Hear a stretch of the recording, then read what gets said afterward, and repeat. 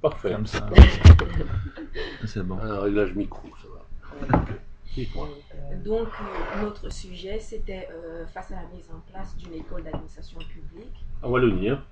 Oui. Hein. D'accord. Est-il possible de caractériser l'évolution de ce mode de gestion de l'administration publique que pourrait entraîner cette réforme? Et la réforme en question, c'est l'école d'administration publique. Je préfère vous donner le sujet, comme ça vous l'avez sous les yeux. Oui, mais je fais, par rapport à la question générale que vous me posez, je ne peux pas Ouais. répondre à un questionnaire, mais donc, C'est l'impact de l'école de l'administration, la création de cette école-là sur le niveau de confiance des citoyens vis-à-vis de l'administration. Donc, étant donné que vous êtes un syndicat, vous représentez les travailleurs, mais on aimerait avoir le point de vue de la CSC publique face à cette réforme sur la confiance. d'accord. Je vais vous donner le point de vue aujourd'hui, parce que les questions que vous me posez impliquent des développements ultérieurs et des hypothèses sur lesquelles je ne suis pas devin, je ne suis pas scénariste. Donc je souhaite que la création de cette école ait un impact sur la confiance du citoyen vers l'administration, mais c'est un pari comme une série de choses. Je ne peux pas aujourd'hui anticiper les résultats éventuels. Mais je voudrais quand même remettre en perspective ce qui s'est passé. Cette école, elle ne tombe pas de la planète Mars. En fait, c'est à intervalles réguliers au cours des législatures, le gouvernement avait déclaré son intention de créer une école d'administration. Je pense que c'est utile que non pas standardise, mais que on coordonne l'offre de formation pour les agents des services publics. Elle existe aujourd'hui, puisqu'il y a des plans de formation, puisque tout ça, mais c'est un peu disparate. Il y a un certain nombre d'opérateurs de formation, des opérateurs provinciaux, il y a des écoles régionales d'administration, il y a une série il y a les universités qui sont opératrices de formation.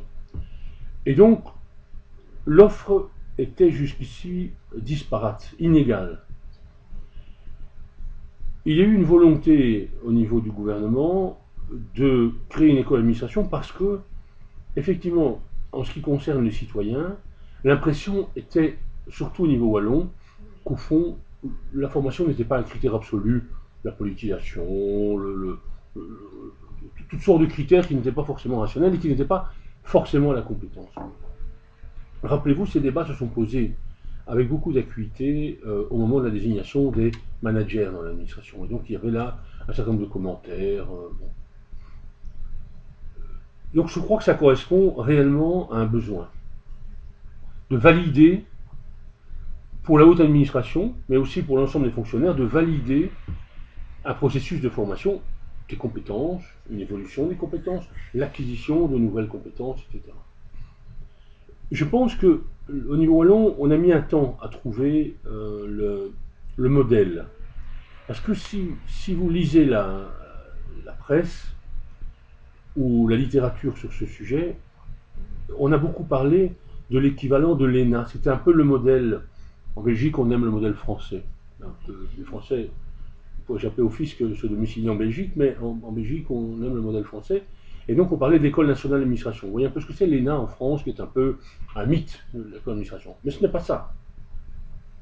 L'école d'administration wallonne ne doit pas être ça. Ça ne doit pas être une formation uniquement pour les managers ou les top managers. Ça doit être une offre de formation qui s'adresse à l'ensemble de la fonction publique wallonne, région, communauté, et demain, pourquoi pas, les pouvoirs locaux. Bon. L'école d'administration ne doit pas être un opérateur de formation. Elle ne doit pas être elle-même. Ce n'est pas une école. C'est plutôt un ensemblier. C'est une structure aujourd'hui assez légère, structure administrative, mais qui va repérer l'offre de formation qui existe déjà. Il existe plusieurs universités, il existe des écoles supérieures, il existe des opérateurs privés de formation qui offrent déjà. Il ne s'agit pas de fabriquer un échelon d'enseignement en plus. Il y a moyen, avec le dispositif, ce qui existe en Wallonie, en communauté française, de trouver ce qu'il faut. Et donc le modèle est plutôt, si vous documentez un peu, l'ENAP, l'École nationale d'administration publique du Québec. Vous connaissez un peu ou pas du tout? On ne Seulement connaît le pas nom. la France. Si vous avez l'occasion de... Il y a de l'ENAP à regarder France aussi. Non, Oui. l'ENA, ça c'est l'École nationale d'administration qui se trouve à Ah. Strasbourg, oui. Mais ça, c'est pas le modèle que nous... Enfin, c'est pas le modèle que le syndicat souhaite, et je n'ai pas le sentiment que c'est le souhait du ministre de la fonction publique, M. Nollet. J'ai eu un certain nombre de conversations avec lui là-dessus, justement parce que nous ne voulions pas que ce soit une école élitaire. Nous ne voulions pas que ce soit une formation pour le management. C'est aussi pour le management, mais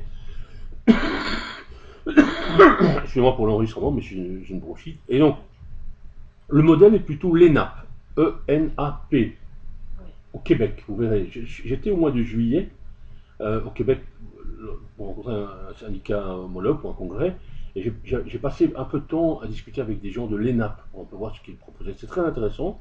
L'ENAP, il y a beaucoup d'implantations, et vous pouvez suivre des cursus à tout niveau, à tout moment. Même vous et moi, nous pouvons nous inscrire à des cursus. Je signale d'ailleurs que c'est là qu'a été enseigné l'ancien Premier ministre français, Alain Juppé.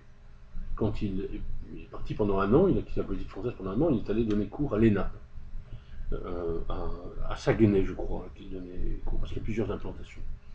Et donc, quelle est la volonté? C'est effectivement de trouver, d'améliorer sans cesse le fonctionnement, la fonction publique, c'est-à-dire avec des gens plus compétents, plus qualifiés, qui, lorsqu'ils ont un besoin de formation, peuvent, sans devoir aller au bout de la Wallonie, ou, enfin, vous comprenez, faciliter la possibilité pour un agent, quel que soit son niveau, de se former et d'acquérir des compétences supplémentaires et de prendre, de se valoriser dans la carrière. À un moment donné, passer un examen de promotion, de réorienter sa carrière si il estime qu'il n'est plus bien en phase avec ce qu'il fait, il a envie de faire autre chose. On peut dans une vie se dire, je croyais que c'était ça, mais je découvre d'autres aptitudes, j'ai envie de changer d'orientation, j'ai envie de changer de région.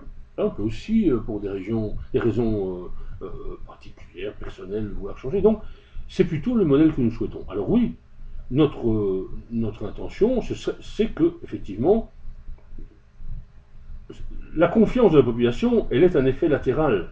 Ce que nous voulons, c'est que la fonction publique wallonne soit plus performante, soit plus efficace, soit plus heureuse, soit plus adaptée, et qu'on n'ait pas des gens qui n'ont pas les aptitudes pour la tâche. Ça, c'est vraiment nécessaire.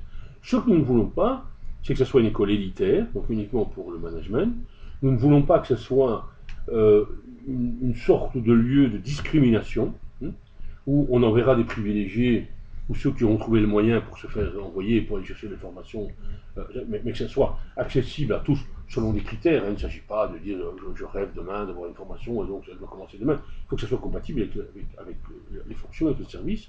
Mais donc nous plaçons beaucoup d'espoir dans cette école d'administration.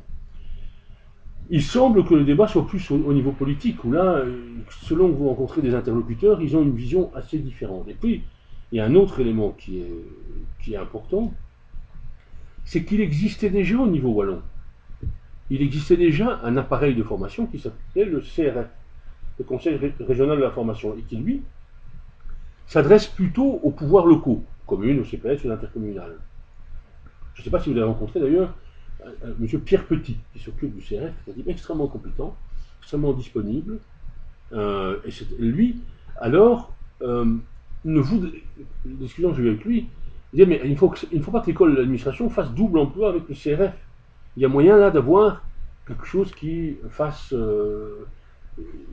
qui ne démultiplie pas les frais de fonctionnement, enfin, qu'on rationalise un peu l'offre de formation. Donc c'est notre attente. Elle se met en place. Ce que j'entends jusqu'ici est relativement positif. Nous ne sommes pas au conseil d'administration, les organisations n'y sont pas, mais nous sommes il y a un comité d'avis, là, il y a un comité scientifique, il y a un comité d'avis, nous sommes dans le comité d'accompagnement. Et d'ailleurs, nous y avons désigné quelqu'un qui chez nous s'occupe de pédagogie, et pas quelqu'un qui s'occupe de politique syndicale particulièrement. On s'est dit, privilégions dans cette école l'aspect pédagogie, la réflexion par rapport aux formations qui sont données. Et donc, si je comprends bien, cette école, elle veut vraiment se démarquer du modèle français, elle veut se démarquer de ce qui est fait maintenant au niveau régional. C'est beaucoup plus, selon vos explications, dans un souci d'harmoniser la formation oui. au niveau